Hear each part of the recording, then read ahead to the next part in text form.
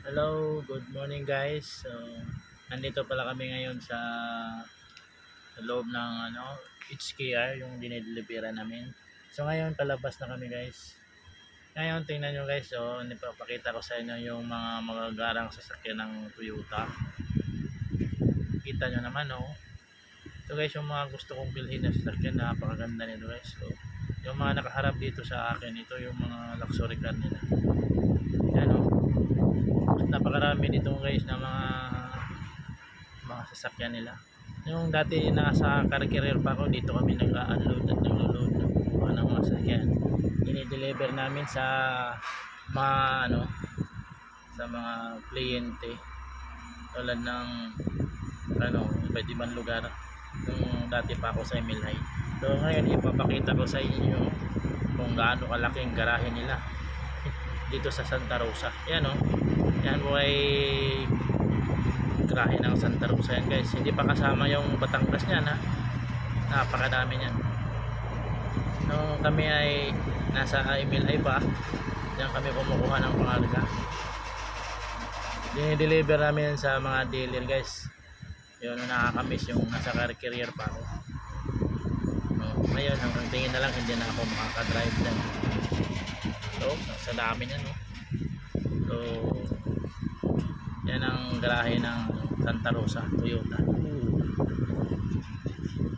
At marami pa yan guys doon sa sa Batangas. Ang laki din ng garahe nila doon. Napakalawak. Grabe. Sa dami pa naman yan. So, nakakamiss mag-drive ng mga sasakyan ng Toyota guys nung nandun pa ako sa carrier. So ngayon wala na tayo doon, hindi hanggang tingin na lang tayo. Pinapakita ko lang sa inyo ng counting video kasi lagi kaming nagbabiyahe dito. So yun lang guys.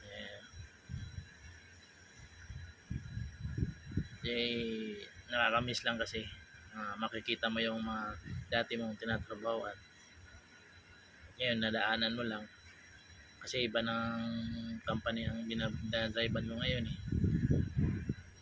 So ito palabas na kami ng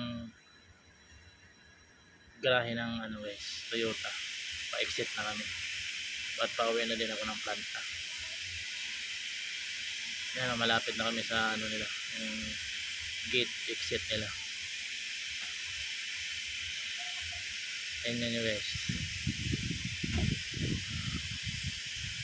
Ang lapit niya.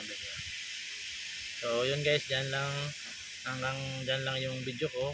Short video lang to, pero at least nakikita ninyo